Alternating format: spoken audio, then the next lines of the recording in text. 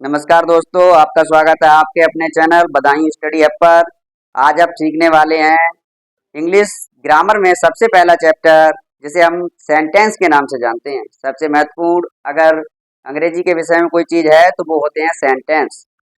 अगर आपको सेंटेंस का ज्ञान है तो आप अपनी ग्रामर और लिटरेचर दोनों को अच्छी तरह जान पाएंगे, और अगर आपको सेंटेंस का ज्ञान नहीं है तो आपको जानने में परेशानी होगी। आप क्लास में बैठे रहेंगे टीचर के साथ, लेकिन आपको कुछ समझ में नहीं आएगा। टीचर कुछ समझाएगा, आपको कुछ समझ में आएगा। तो देखो, सबसे पहले हम अंग्रेजी विषय के लिए ज्ञात करते हैं कि सेंटेंस होता क्या है। सेंटेंस हिंदी में समझिए कि सेंटेंस जो है किसी वाक्य को कहने का माध्यम है। अगर आप सेंटेंस के बारे में जानते हैं तभी आप जान पाएंगे कि कहा क्या गया है। अगर आप सेंटेंस के बारे में नहीं जानते तो आपको यही नहीं पता चला गया कि कहा क्या गया है। अंग्रेजी भाषा में 5 तरीके के सेंटेंस होते हैं। There are 5 kinds of sentences. सबसे पहला होता है असर्टिव सेंटेंस, जिसे हिंदी में कहते हैं कथनात्मक वाक्य। जैसे कोई बात कही गई है, मैं खाना खाता हूँ, आप घर जाते हैं, आप क्रिकेट खेलते हैं, आप खाना नहीं खाते हैं, आप क्रिकेट नहीं खेलते हैं। इस तरीके के वाक्य जो होते हैं वो कथनात्मक वाक्य होते हैं। सबसे पहले आप असर्टिव सेंटेंस के बारे में जानेंगे। असर्टिव सेंटेंस जो है वो कथनात्मक है। इसके दो भाग होते हैं, एक एफर्मेटिव, एक नेगेटिव। एफर्मेटिव में क्या है, आपको सकारात्मक कार्य करना है। जैसे कोई काम आपने किया वो असर्टिव में आपका चला जाएगा। असर्टिव सेंटेंस जैसे पक्षी आकाश में उड़ते हैं, असर्टिव है। पक्षी आकाश में नहीं उड़ते हैं, वो नेगेटिव है। सूरज पूरब में निकलता है, असर्टिव है, एफर्मेटिव है। और सूरज पूरब में नहीं निकलता है, नेगेटिव है। ये दोनों मिलाकर एक शामिल होता है, इसको कहते हैं असर्टिव सेंटेंस।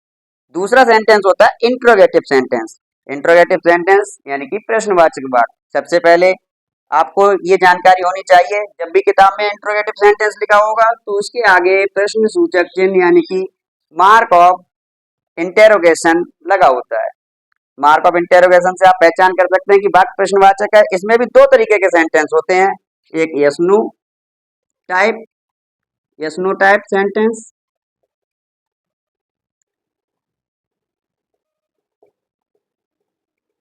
दूसरा इसमें होता है क्वेश्चन वर्ड वाले सेंटेंस। यस नो टाइप वाले सेंटेंस वो होते हैं जिनमें प्रश्नवाचक शब्द सबसे पहले लिखा होता है हिंदी भाषा में। जैसे क्या आप खाना खाते हैं, जब इसकी अंग्रेजी बनाएंगे आप तो वो क्या की अंग्रेजी छट जाएगी और जो वाक्य बनेगा वो सहायक क्रिया से शुरू होगा। दूसरा वाक्य होता है क्वेश्चन वर्ड वाला। क्वेश्चन वर्ड टाइप वाले जो सेंटेंस होते हैं उसमें आपको सबसे पहले क्वेश्चन वर्ड का ही ध्यान रखना होता है। जैसे क्या, क्यों, कैसे, कहाँ, कौन सा, कौन सी, कौन से, ये सब वाक्य के बीच में लिखे होते हैं। उसके बाद तीसरा वाक्य आता है आपका इंपरेटिव सेंटेंस। इंपरेटिव सेंटेंस का मतलब है आदेशात्मक वाक्य। जैसे कि आप खड़े हो जाओ, आप ये मत करो, वो मत करो। लेकिन वहां प्रश्न में वाक्य में आप नहीं लिखा होगा, वहां केवल यही होगा कि खड़े हो जाओ, बैठ जाओ, ये काम करो, वो काम करो, ये मत करो, वो मत करो। तो इस तरीके के सेंटेंस होते हैं हमारे इंपरेटिव सेंटेंस।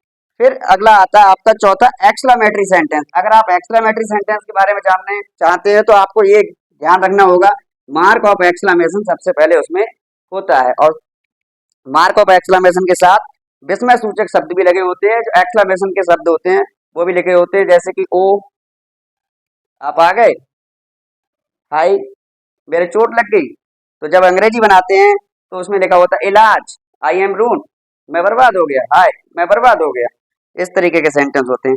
एक लास्ट आपका आता है ऑप्टेटिव सेंटेंस। ऑप्टेटिव सेंटेंस में क्या होता है कि आपसे कामना, किसी से कामना की जाती है। जैसे ईश्वर से कामना करते हैं, ईश्वर करे आपका दिन मंगलमय हो, ईश्वर करे आपकी फर्स्ट डिवीजन आए, ईश्वर करे आप यशस्वी भव, आप यशस्वी हो। इस तरीके के सेंटेंस जो होते हैं वो ऑप्टेटिव सेंटेंस होते हैं। इसमें कामना की जाती है। कभी कभी ऐसा भी होता है इसमें कि कभी किसी के दूसरे को अभिशाप दिया जाता है कि हे प्रभु इसका नाश हो। इस तरीके के सेंटेंस भी आते हैं।